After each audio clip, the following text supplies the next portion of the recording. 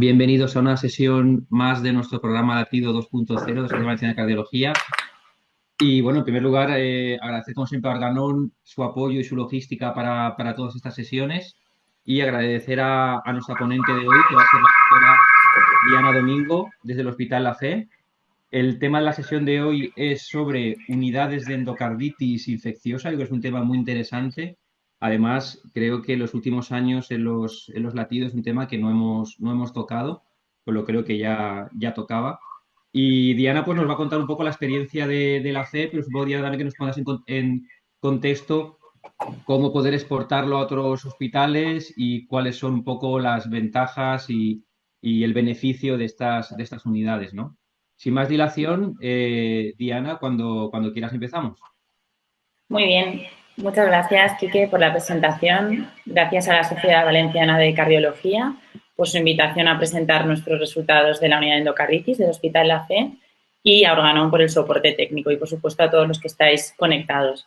Como bien ha dicho Quique, en los próximos minutos vamos a dedicarnos a hacer una revisión de un tema que realmente es fascinante, como la endocarditis infecciosa, y aprovecharemos esta revisión para hablaros un poquito de nuestra unidad y de los circuitos asistenciales y resultados locales. Yo creo que básicamente podríamos acabar la presentación con esta diapositiva. Individualmente somos una gota, juntos somos el mar.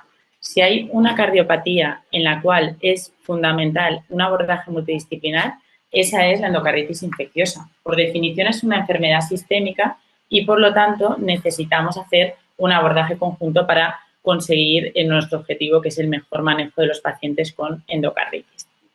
Bueno, nosotros hace tiempo nos dimos cuenta de que había una necesidad asistencial no cubierta en los pacientes con endocarditis. ¿Por qué? Porque muchas veces pues, nos llegaban interconsultas de pacientes ingresados, por ejemplo, en infecciosas, que llevaban ya un tiempo ingresados y de repente tenían una complicación cardiológica y había que tomar decisiones rápidas. ¿Qué ocurría? Que pues, esta toma de decisiones se hacía de forma rápida, sin conocer al paciente, y pensamos que esta no era la mejor manera de llevarlo a cabo. En ese contexto, en el 2015 surgió la unidad multidisciplinar de endocarditis infecciosa en nuestro hospital, que es una unidad que está integrada dentro de una unidad mayor, que es la unidad de valvulopatías complejas. ¿Y por qué? ¿Cuáles son los motivos? La endocarditis infecciosa es una patología con alta morbimortalidad. Se estima que una mortalidad intrahospitalaria de en torno a un 20%. Esto significa que de cada 5 pacientes que ingresan, uno fallece durante el ingreso. Además, es una patología que requiere un alto índice de sospecha, de forma que la forma de mejorar esta sospecha diagnóstica es agrupar el conocimiento de la enfermedad en áreas especializadas. Además, es una patología que, por su carácter sistémico, requiere múltiples exploraciones complementarias y una forma de usar racionalmente los recursos es hacerlo dentro de unidades multidisciplinares. Y, por supuesto, y como no puede ser de otra manera, el abordaje de la enfermedad tiene que ser multidisciplinar porque entran en juego muchos factores cardiológicos, factores infecciosos, complicaciones de múltiples índoles, neurológicas, etc. Así pues, constituimos, como ya dije en el 2015, esta unidad de endocarditis que vamos a llamar UMEI, con 4 servicios centrales que veis ahí marcados en azul: cardiología, infecciosas, cirugía cardíaca y microbiología, y otros servicios que veis ahí más en pequeñito, en rojo, que no por estar en pequeñito son menos importantes, son los servicios de apoyo que utilizamos en muchos de los casos en los que necesitamos tomar decisiones. Y ahí, por supuesto, tenemos a radiodiagnóstico, medicina nuclear, hospitalización a domicilio, UCI, entre otros. Bien, ¿cuál es el objetivo de la unidad multidisciplinar de endocarditis? El objetivo es claro, es reducir la morbimortalidad de los pacientes con endocarditis. Y para ello tenemos que hacer varias cosas. Debemos hacer un diagnóstico precoz para ofrecer cuanto antes las alternativas terapéuticas. Tenemos que hacer un tratamiento médico-quirúrgico acorde a evidencia científica y para eso necesitamos, como hemos dicho, un alto nivel de especialización. Es importante que registremos nuestra actividad y los resultados de la misma y también, y cómo no, establecer líneas de investigación cuyos resultados nos permitan mejorar posteriormente con traslacionalidad la práctica clínica. En ese momento redactamos un protocolo muy extenso de endocarditis infecciosa, casi como unas guías de práctica clínica, con su versión resumida, por supuesto. Protocolo que, como no puede ser de otra forma, es dinámico, puesto que la composición de la unidad va cambiando y la evidencia científica también es cambiante. Esta unidad multidisciplinar tendría como 3 fases: la fase hospitalaria, la fase ambulatoria y, por supuesto, una actividad docente e investigadora asociada. Con respecto a la fase hospitalaria, ¿qué endocarditis decidimos de forma conjunta en la unidad que ingresan en cardiología? Aquellas complicadas sobre válvula nativa, prótesis o dispositivos, y el resto de endocarditis generalmente pues, suelen ingresar en enfermedades infecciosas, en la unidad de enfermedades infecciosas. Por supuesto, y como es lógico, aquellas endocarditis con insuficiencia cardíaca, shock séptico o trastornos de la conducción ingresan en UCI. Independientemente de dónde ingrese la endocarditis, sea en infecciosas, en cardiología, en cirugía cardíaca, en UCI, cuando un paciente ingresa con este diagnóstico, se realiza interconsulta a todos los miembros de la unidad de endocarditis, para que así todos seamos conocedores de que hay un paciente con endocarditis ingresado y podamos hacer un seguimiento conjunto. ¿Cuáles decidimos que serían los criterios de derivación desde otros hospitales a la unidad de endocarditis infecciosa de nuestro hospital? Aquí es complejo porque realmente entran en juego muchos factores, pero básicamente por cuestión de recursos logísticos decidimos que asumiríamos a pacientes con endocarditis complicadas cuya área quirúrgica correspondiese como área de referencia al Hospital La Fe. De forma que esos pacientes suelen ser, como veis ahí, pacientes con endocarditis complejas o bien hemodinámicamente inestables, con disfunciones valvulares, protésicas, sobre dispositivos de estimulación y, por supuesto, otras indicaciones quirúrgicas que luego iremos desgranando a lo largo de la charla. ¿Dónde ingresarán cuando se deriven? Depende de la situación del paciente. Si el paciente llega en situación inestable, por supuesto en UCI. Si el paciente tiene una clara indicación quirúrgica y la indicación ya está tomada en cirugía cardíaca, y si es una endocarditis complicada pendiente de toma de decisiones, ingresará en cardiología. Luego hay una fase ambulatoria. Evidentemente, cuando creamos la unidad, esto llevó implícito crear una consulta de cardiología, que es específica en endocarditis, y ahí hacemos el seguimiento de las endocarditis que han ingresado en el hospital. Hacemos una primera visita ambulatoria al mes, donde hacemos una valoración conjunta con infecciosas y con cirugía cardíaca si el paciente ha sido intervenido, y realizamos un primer ecocardiograma de control en nuestro hospital. Revisamos también un hemocultivo que el paciente se habrá hecho a la semana de acabar el tratamiento antibiótico. A los 6 meses recomendamos que el paciente sea valorado en su hospital de referencia, que puede ser el nuestro u otros pertenecientes quirúrgicamente a nuestra área sanitaria, con una eco en dicho hospital de referencia, y el último contacto en la unidad de endocarditis, salvo que haya complicaciones, lo tenemos al año del alta, donde hacemos una valoración en la consulta de endocarditis y una ecocardiografía también en nuestro hospital para valorar que la endocarditis está resuelta y que el paciente puede ser dado de alta a la consulta de cardiología general o a cardiología de área en su caso. Evidentemente hacemos también muchas sesiones multidisciplinares, como no puede ser de otra forma, y de hecho los viernes tenemos una sesión específica en la que presentamos casos de endocarditis. Tenemos nuestras propias sesiones internas de la unidad de endocarditis, que suelen ser los últimos martes de cada mes, y hemos incluido una actividad docente que contempla el rotatorio de un mes de un residente de cuarto año por la unidad. Esto, evidentemente, conlleva una actividad investigadora. De hecho, pues hemos participado en el registro europeo de endocarditis, que se llama Euroendo. Hemos hecho varios trabajos de fin de grado, tesis en desarrollo y publicación de algunos artículos científicos, como luego veréis. Todo esto motivó hace un tiempo la solicitud de acreditación como unidad de referencia de la unidad de endocarditis, pero de momento estamos pendientes de respuesta en este sentido. Lo cierto es que no hemos inventado nada nuevo. Ya las guías de 2015 de endocarditis recomendaban la valoración de los pacientes con endocarditis por unidades de referencia, especializadas en el tema, y las guías del 2023 de endocarditis vuelven a reforzar la necesidad de las unidades de endocarditis, del equipo de endocarditis que se denominan estas guías, con niveles de recomendación 1B, de forma que cualquier endocarditis complicada debería ser trasladada a una unidad de referencia en endocarditis infecciosa con disponibilidad de cirugía cardíaca a corto plazo, y las endocarditis no complicadas que manejáis todos en vuestros hospitales, pues deberíamos tener cierto contacto con vuestras áreas de referencia para que si en cualquier momento surgen dudas, preguntas que todos tenemos, pues haya una comunicación fluida. Y todo esto con niveles de recomendación, como veis, muy altos. Bueno, hasta aquí la breve introducción sobre lo que es la unidad, pero evidentemente la charla de hoy tenía que ir más allá y yo quiero aprovechar un poco la oportunidad que me habéis dado para hacer una especie de cardioactualidad en endocarditis infecciosa, es decir, cuáles han sido las principales novedades en los últimos 2 años en endocarditis infecciosa. Y veréis que de paso iremos presentando pues, nuestros resultados locales.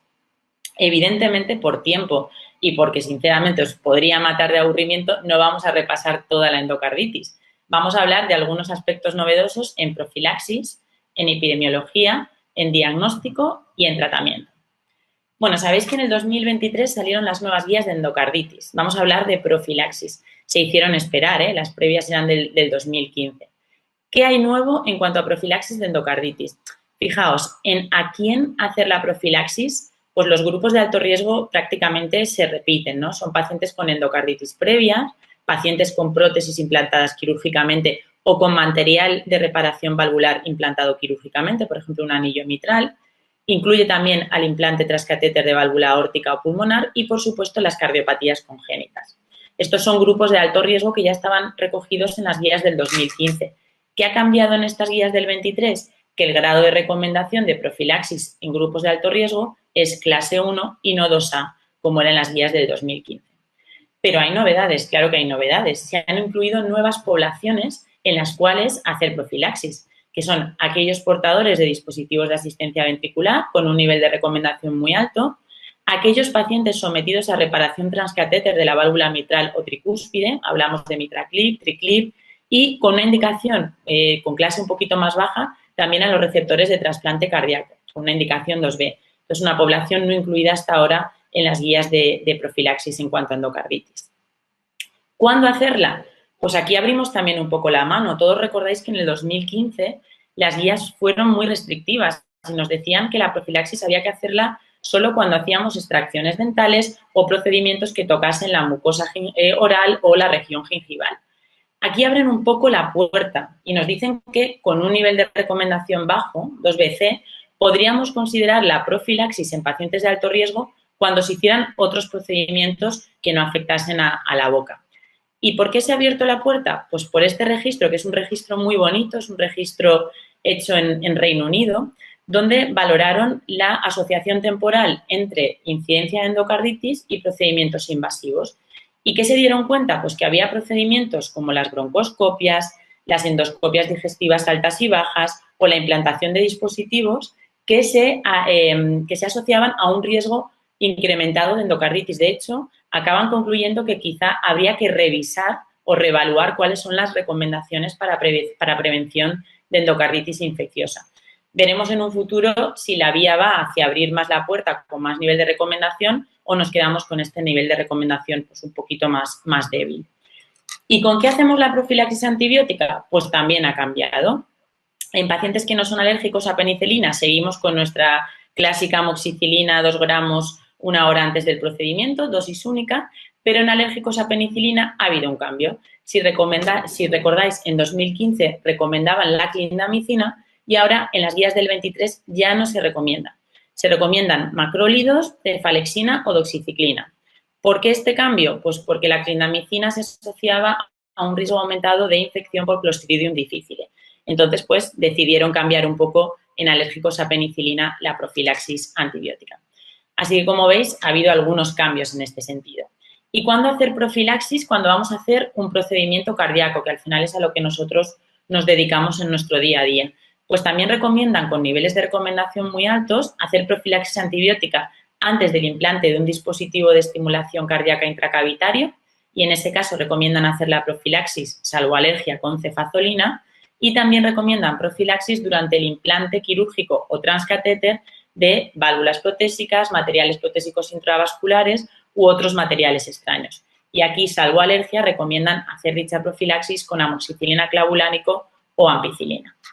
Bien, grandes cambios en la profilaxis, abrimos un poquito la mano, abrimos la población a la que hacerla, cambiamos antibióticos, pero en la epidemiología también hemos tenido novedades. Todos somos conscientes de que la población española es cambiante en las últimas décadas. Cada vez ponemos más prótesis percutáneas, más TAVIs, más prótesis percutáneas pulmonares, cada vez ponemos más dispositivos intracardíacos y además muchas cardiopatías congénitas llegan ya a la edad adulta. Con lo cual es un pequeño cóctel molotov porque todas estas poblaciones de pacientes son pacientes de alto riesgo de endocarditis infecciosa.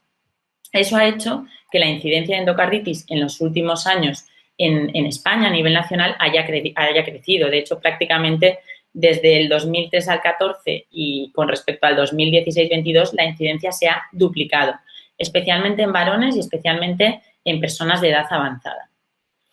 Nosotros participamos en este registro, el Registro Europeo de Endocarditis, y vimos que en países de renta media-alta la etiología de la endocarditis solía ser por este orden: estafilococo, enterococo y estreptococo, con muy poquito hemocultivo negativo, en torno a un 16%, y dentro de estos el germen causal más frecuente era Coxiella, y en países de renta baja cambiaba el orden de los estreptococos y enterococos, de forma que los gérmenes por frecuencia eran estafilococo, estreptococo y enterococo, con un porcentaje mucho más alto de hemocultivos negativos, porque evidentemente las técnicas de diagnóstico microbiológico nada tienen que ver en estos países con respecto a los países de renta media-alta. Aquí en los hemocultivos negativos a destacar que como prevalencia importante tenemos la Bartonella, sobre todo en la región sudafricana. Bueno, vamos con nuestros resultados locales. Yo os voy a presentar los resultados de 446 pacientes con endocarditis infecciosa en nuestra unidad. Como veis, en cuanto a la epidemiología, nuestro perfil microbiológico de los pacientes se parece bastante a lo que hemos descrito a nivel global, pero es verdad que en nuestra muestra predomina un poquito más el enterococo. Lugar en el podio el Staphylococcus aureus meticilin sensible, con un 87% de hemocultivos positivos. Bueno, es bastante parecido a lo descrito en la literatura. En cuanto a sexo y edad, en el Registro Europeo de Endocarditis, la endocarditis claramente predomina en varones, con una ratio 2:1, y las mujeres en general se operan menos y se mueren más durante la hospitalización. Y también vimos en este registro europeo que la endocarditis era rara en niños, salvo en pacientes con cardiopatías congénitas, niños y adolescentes, donde las endocarditis solían ser derechas y por estafilococo. ¿Qué vemos en los pacientes de nuestra unidad? Pues de nuevo, la verdad es que bastante parecido a lo que vimos en el registro europeo. La edad media de nuestra muestra de nuestros pacientes con endocarditis es de 65 años, con una mediana de 68. Un 28% de pacientes fallecen intrahospitalariamente, muy parecido a lo que está descrito en la literatura. Es más frecuente la endocarditis en nuestra muestra también en los varones, con una ratio prácticamente 2:1 con respecto a las mujeres. Y es verdad que, como se describe en la literatura, las mujeres fallecen más durante el ingreso que los varones. Si bien es cierto que en nuestra muestra se operan por igual mujeres y varones. Y en cuanto a las cardiopatías congénitas, que también hemos comentado, fijaos que nosotros tenemos un 10% en la unidad. Está claro que aquí hay un sesgo de selección, porque sabéis que tenemos una unidad de referencia de cardiopatías congénitas, con lo cual el flujo de entrada de cardiopatías congénitas en nuestro hospital es muy alto. Cuando vemos que cardiopatías congénitas tenemos incluidas con endocarditis, la que predomina es la válvula aórtica bicúspide, que por otro lado es la cardiopatía congénita más frecuente, como todos conocéis, seguido de comunicación interventricular, interauricular, tetralogía de Fallot y otras. A destacar dentro de estas otras, las transposiciones de grandes arterias o los truncus arteriosos, donde también tenemos varios casos con endocarditis confirmada. En cuanto a la mortalidad, fijaros, en el registro europeo hablábamos de mortalidad intrahospitalaria del 20% aproximadamente, muy parecida a la que os enseña en nuestra muestra, y los factores asociados a riesgos de mortalidad en el registro europeo fueron el germen causal, la edad y comorbilidades del paciente, el sexo femenino o que la endocarditis se complicase con insuficiencia cardíaca, fenómenos embólicos, complicaciones locales infecciosas. ¿Qué vimos en nuestra muestra? Pues nosotros también quisimos estudiar qué factores se asociaban a aumento de mortalidad en nuestros pacientes de la unidad y encontramos varias cosas interesantes. Al igual que lo escrito en la literatura, la edad avanzada se asoció con mayor riesgo de mortalidad intrahospitalaria, como veis ahí marcado en rosita, y la interacción de sexo femenino con cirugía también se asoció a un aumento de mortalidad. ¿Qué significa eso? Que los pacientes más mayores y las mujeres que se operaban se morían más intrahospitalariamente. Esto nos llevó a un debate interno y multidisciplinar muy intenso para tratar de explicar el porqué de esta interacción de sexo-cirugía con la mortalidad, y la conclusión fue que las mujeres pues tenemos más afectación mitral que los varones, que tienen más afectación aórtica. La cirugía mitral es más compleja que la aórtica y que nuestra propia superficie corporal, la de las mujeres, es más pequeña, con lo cual técnicamente la cirugía es más compleja. Pero como digo, fue un debate bastante intenso. En cuanto a la mortalidad y su relación con el germen causal, en nuestra unidad también estudiamos este aspecto y nos dimos cuenta de que había como 3 grandes grupos de gérmenes en cuanto a riesgo de mortalidad. Había un grupo 1, que básicamente son los oralis, que tenían una mortalidad bajita, en torno al 11,5%, un grupo 2 de gérmenes que tenían una mortalidad intermedia y un grupo 3 de gérmenes que tenían mortalidad muy alta, donde estaban tres claramente: los bacilos gram negativos, los estafilococo aureus meticilin resistentes y los estafilococo coagulasa negativo meticilin resistente. Fijaos que los bacilos gram negativos tenían una mortalidad del 54%, es decir, cuando ingresa un paciente con una endocarditis por bacilo gram negativo, de cada 2 pacientes, 1 acaba falleciendo durante el ingreso. En el análisis multivariado, ¿qué nos encontramos? Que los predictores de mortalidad en nuestra muestra eran gérmenes del grupo 2 y 3, es decir, tasas de mortalidad intermedia alta, como no podía ser de otra forma, la edad avanzada y, de nuevo, el sexo femenino como lacra importante en cuanto a mortalidad por endocarditis.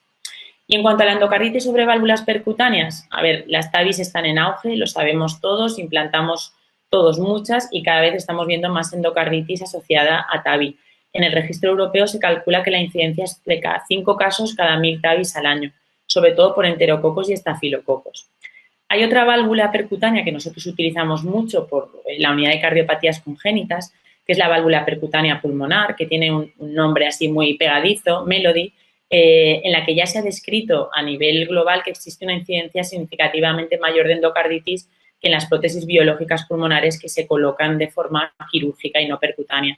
De hecho, hay un warning con esta prótesis Melody percutánea y en muchos sitios, en muchos hospitales se ha dejado de utilizar por el riesgo incrementado de endocarditis. ¿Qué tenemos en nuestra muestra? Pues fijaos, nosotros tenemos un 2% de endocarditis sobre TAVI, que teniendo en cuenta nuestro volumen de TAVI viene a ser la incidencia descrita en la literatura, son 9 pacientes y, al igual que lo que está escrito en la literatura, el germen predominante en nuestra muestra en endocarditis en TAVI es el enterococo, seguido por el estafilococo coagulasa negativo. Aquí se reproduce mucho lo que está descrito a nivel global.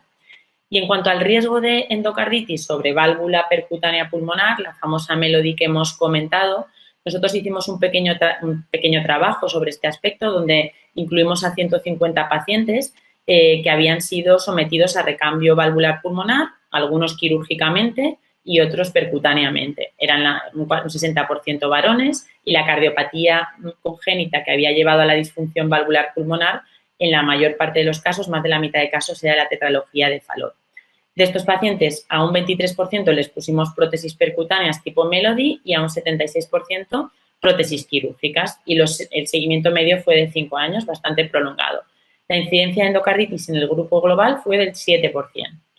¿Qué ocurría? Que cuando estudiamos si había relación entre el tipo de prótesis pulmonar y la incidencia de endocarditis, si veis esa línea tan catastrófica azul, corresponde a la incidencia de endocarditis en prótesis percutáneas tipo Melody, que como veis tenían una supervivencia libre de endocarditis significativamente menor, drástica y brutalmente menor que las prótesis pulmonares implantadas quirúrgicamente. De hecho, y porque lo sepáis, si alguna vez va a vuestro hospital un paciente que tiene una prótesis percutánea pulmonar Melody y va con fiebre, yo siempre digo que hasta que no se demuestre lo contrario, eso es una endocarditis, por si os lo encontráis por ahí que es posible. Pasamos ya a los cambios en el diagnóstico. Resulta que estuvimos 8 años sin tener noticias de la endocarditis, desde el 2015 que se habían publicado las últimas guías de endocarditis, y de repente en el 2023 tienen a bien publicar 2 criterios diagnósticos diferentes de endocarditis el mismo año. Uno es el criterio diagnóstico de la Sociedad Europea de Cardiología, que es el que se contempla en las guías del 2023 de endocarditis, y otros son los criterios de Duke de la Sociedad Internacional de Enfermedades Infecciosas Cardiovasculares, que también se publicó en el 2023. Evidentemente que no voy a repasar todos los criterios porque es imposible, literalmente, sabérselos. Simplemente pequeñas diferencias. Fijaos que en cuanto a criterios mayores, los criterios de Duke, Sociedad Internacional de Enfermedades Infecciosas, hay más criterios, hay 3 criterios mayores. En la europea solo hay 2 criterios mayores y pequeñas pinceladas.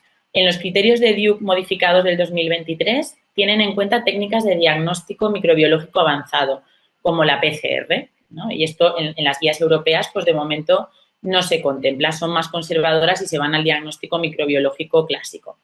Y ambas guías incorporan con fuerza nuevas técnicas diagnósticas de imagen, como la TAC cardíaca, el SPECT-TAC o el PET-TAC con fluorodesoxiglucosa.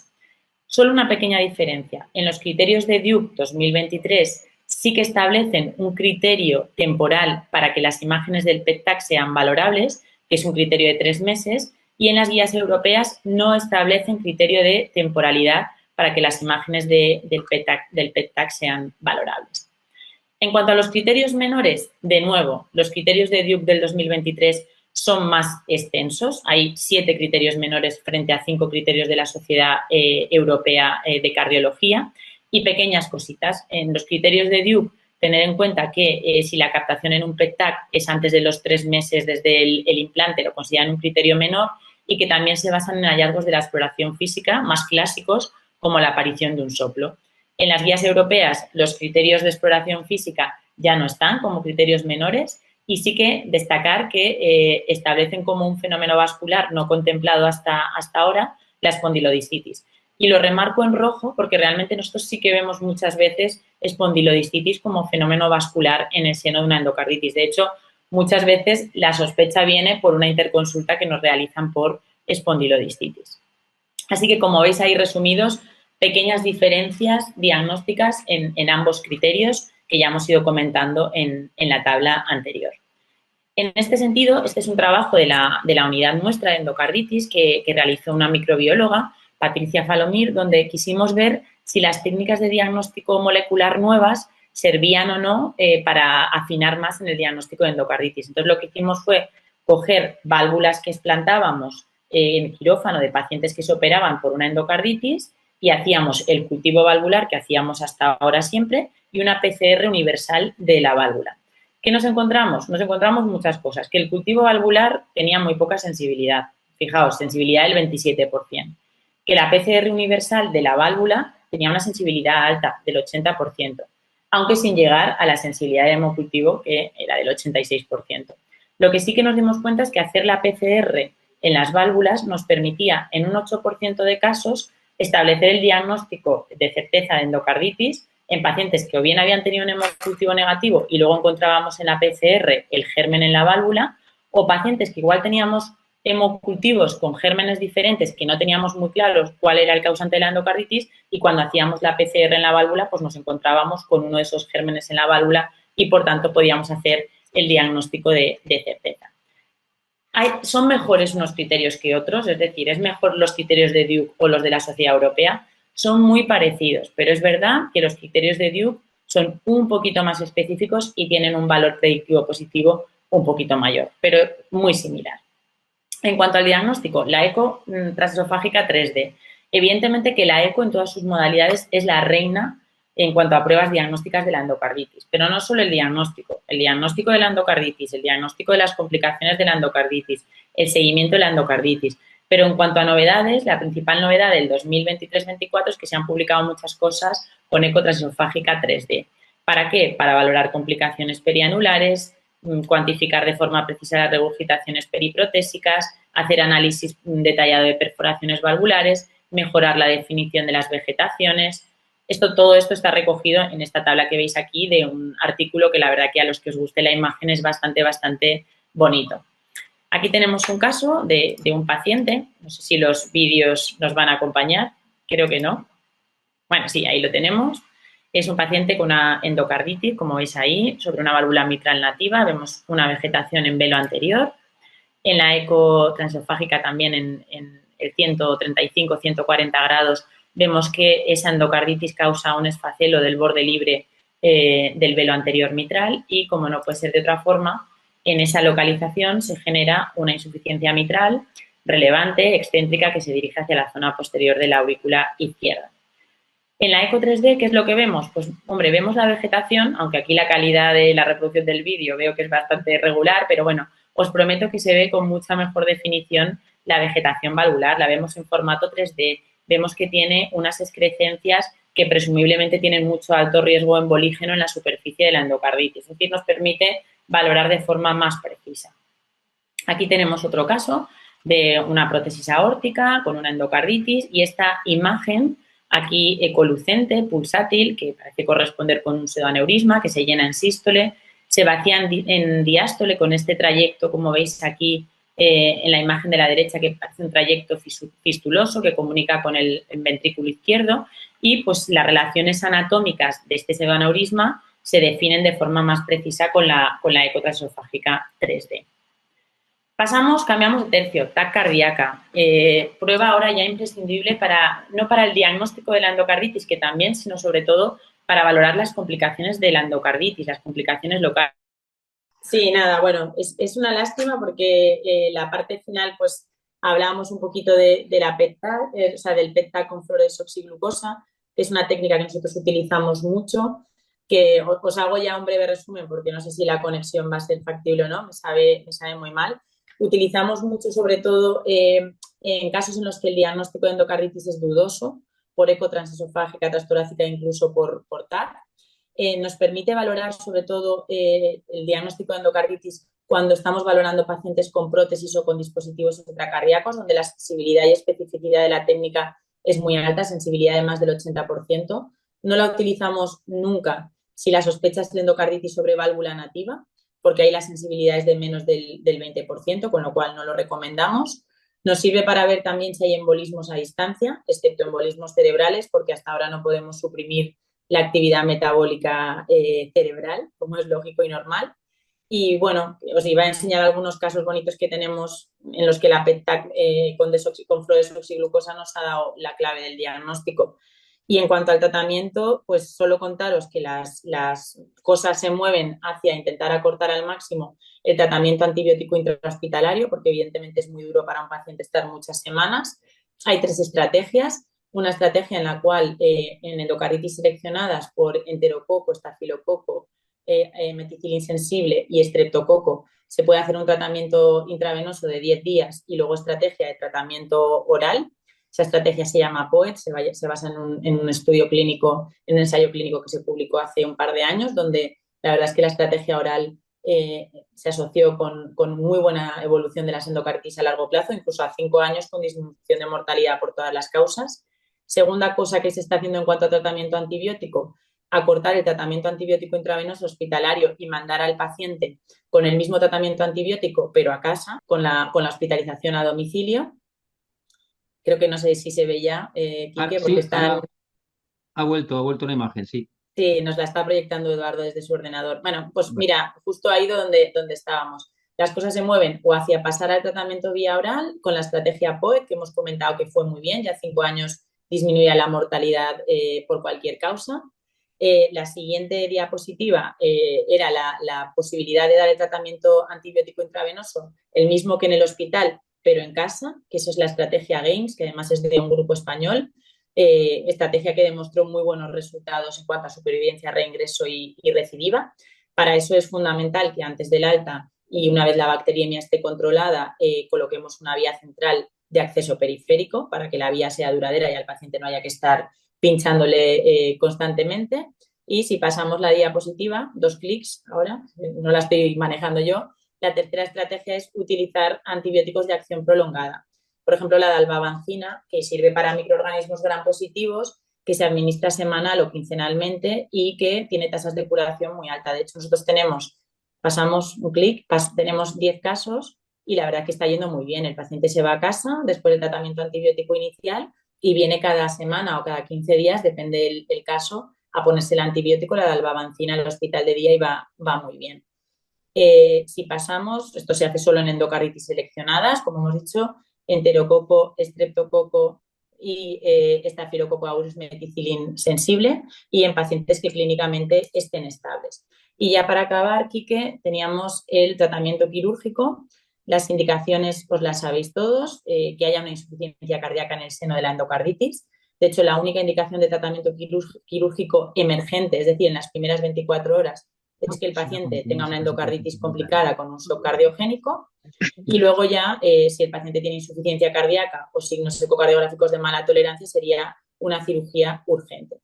En la siguiente diapositiva, la siguiente recomendación es que la infección esté incontrolada o localmente incontrolada o que sea una infección por microorganismos nocivos como hongos multiresistentes o hemocultivos persistentemente positivos y la endocarditis protésica por aureus o bacterias negativas del grupo NOACEC. Y para acabar, el otro gran grupo de indicación quirúrgica es la prevención de embolias, que esta siempre es más controvertida, ¿no? Vegetaciones de más de 10 milímetros después de uno o más eventos embólicos, pese a tratamiento adecuado, de más de 10 milímetros si hay otra indicación de cirugía y con un nivel de recomendación ya bajo si el paciente tiene muy, muy bajo riesgo quirúrgico y el paciente tiene vegetaciones aórticas o mitrales de más de 10 milímetros. En la siguiente diapositiva comentamos que la decisión del candidato a cirugía y el momento es muy complejo en muchas ocasiones y de hecho son los pacientes que se comentan siempre en la sesión de endocarditis porque, como digo, muchas veces te encuentras con un paciente con una infección, por ejemplo, estafilocócica diseminada, lo cual ya sería un criterio de cirugía, pero que tiene accesos a múltiples niveles, que tiene un fracaso multiorgánico y la toma de decisiones en ese contexto es muy, muy compleja. Así que ya la última diapositiva, desde luego la endocarditis infecciosa es una patología compleja con alta morbimortalidad. Su carácter sistémico hace obligatorio que el abordaje sea multidisciplinar, no puede ser de otra forma si queremos conseguir el éxito. En los últimos años se han añadido a nuestro arsenal de pruebas diagnósticas nuevas técnicas como la TAC y el PEC-TAC fluodesoxiglucosa que han llegado para quedarse. Y lo que estamos buscando además es estrategias de tratamiento antibiótico que nos reduzcan la estancia hospitalaria para mejorar la calidad del paciente, la calidad de vida del paciente y las complicaciones derivadas de la hospitalización prolongada. La decisión quirúrgica es compleja y no se puede tomar sin un grado más o menos de experiencia amplio en la materia. Y con esto ya siento muchísimo los problemas técnicos, Quique. La verdad es que ha Nada, sido bueno, estas una cosas pasan lástima. con el directo. Sí, sí, Pues sí.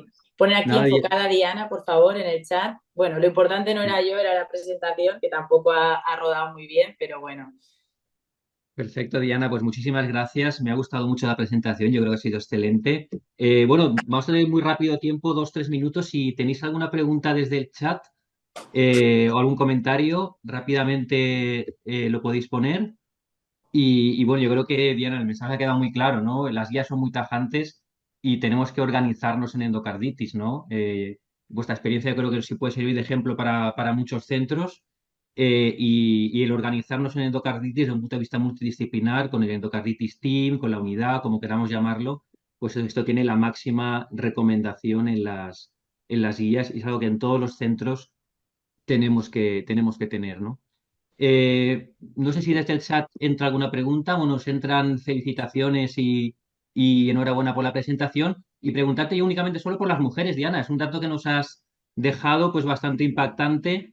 Has Sí, comentado que es posible que la mayor prevalencia de afectación mitral influya. Yo no sé si también, como pasa en otras enfermedades cardiovasculares, si el diagnóstico quizás sea más tardío en la mujer, ¿qué otros factores crees tú que pueden estar ahí implicados?